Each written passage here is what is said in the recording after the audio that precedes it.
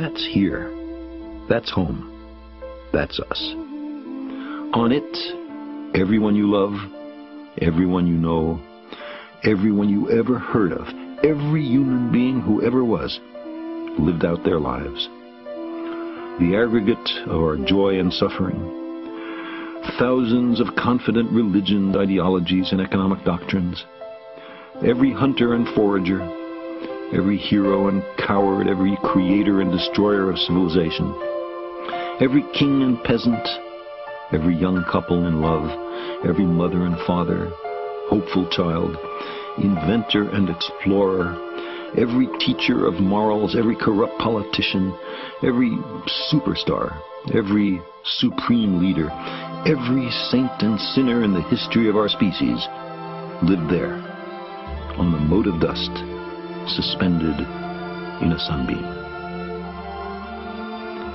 Think of the rivers of blood spilled by all those generals and emperors, so that in glory and triumph they could become the momentary masters of a fraction of a dot.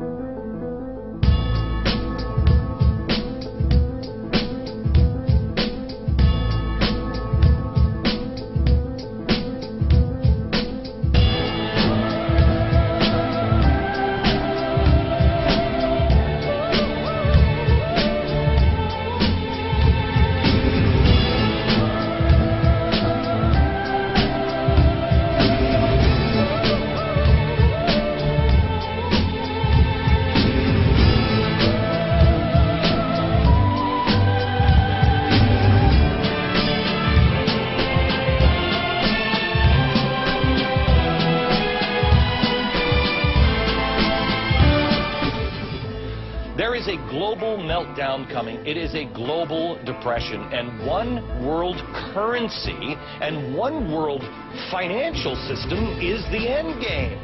China said last week they want one global currency. France said yesterday or the day before that they want one world order, a new world order at the end of this event. Tonight, a proposal for an expanded so-called free trade zone from Alaska to the tip of South America. It's a plan from the business elites, the political elites, that will cost more American jobs, cost American sovereignty, but it would fulfill the president's father's vision. This time, a new world order with business at the helm of trade and economic policy, effectively surrendering the sovereignty of the United States. Which is what Bilderberg is into, by and large, the idea of a one-world community, a new world order. You know, they see that as... They see themselves as a government as opposed to a group of world leaders or people with influence. The European leaders have been pressing for an overhaul of the whole international financial system, and they will continue to do so. They are calling for an organization of a global summit as soon as next month.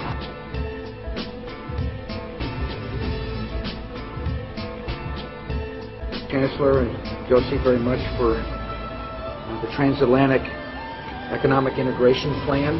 And for that too, we need to develop a common market, common standards. So this is indeed a very important agreement.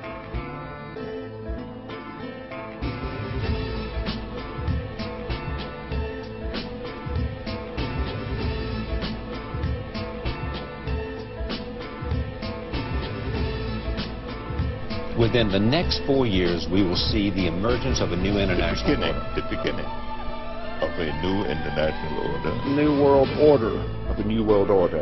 A new world order. You're free, and freedom is beautiful. And, you know, it'll take time to restore chaos.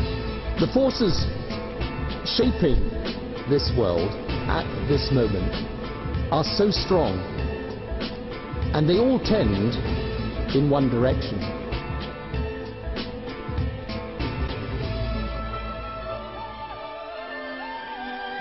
if you hear the shouting, it's a group of demonstrators who've come. 9/11 was an inside job. Oh, get a life. They're going after everybody. How do we know, how do the American people know that 9/11 was a stage, was engineered by you, David Rockefeller, the Trilateral Commission, the CFR, and Bilderberg Group, sir? That's what David Rockefeller, we know about your New World Order. Our government staged the Gulf of Tonkin to start the Vietnam War. An inside job? How dare you?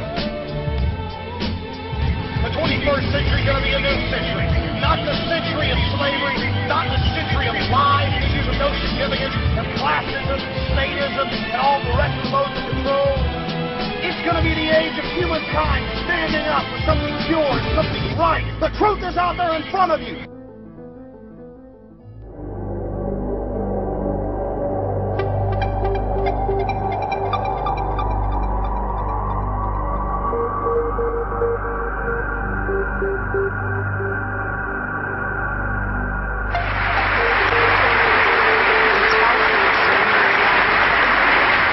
A new partnership of nations has begun, and we stand today at a unique and extraordinary moment.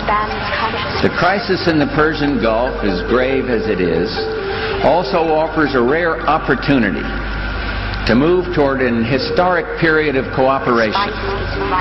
Out of these troubled times, our fifth objective, a new world order, can emerge, a new era, freer from the threat of terror, stronger in the pursuit of justice, and more secure in the quest for peace. An era in which the nations of the world, east and west, north and south, can prosper and live in harmony. The kind of occasion where the crisis calls into question old certainties and minds are more open to change. These are very special moments, and they are not happening every day. We have to understand that it's really one of those moments where there is some higher plasticity, and then when we can make a real change.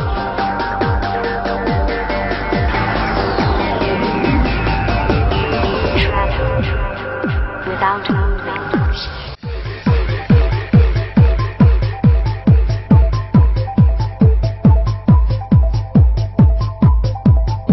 Now we can see a new world coming into view.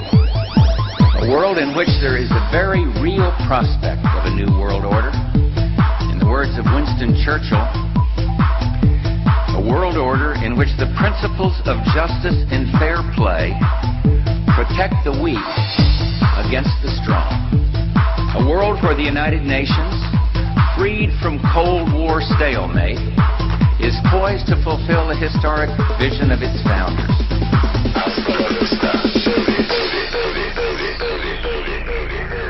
But the burdens of global citizenship continue to bind us together.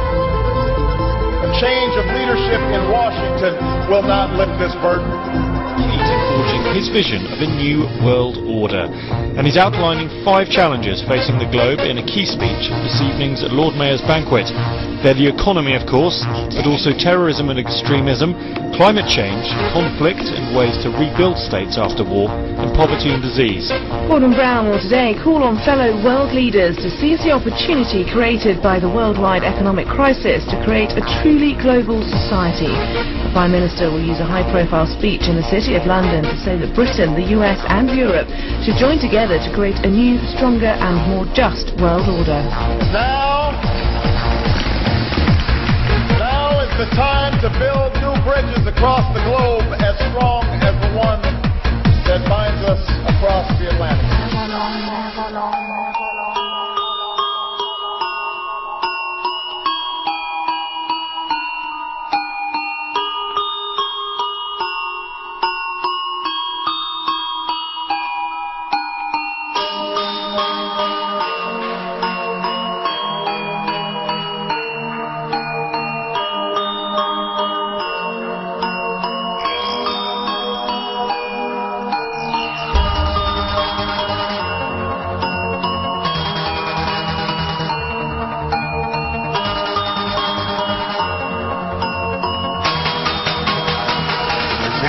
They're coming for your Social Security money. They want your fucking retirement money. They want it back so they can give it to their criminal friends on Wall Street. And you know something? They'll get it. They'll get it all from you sooner or later because they own this fucking place. It's a big club, and you ain't in it.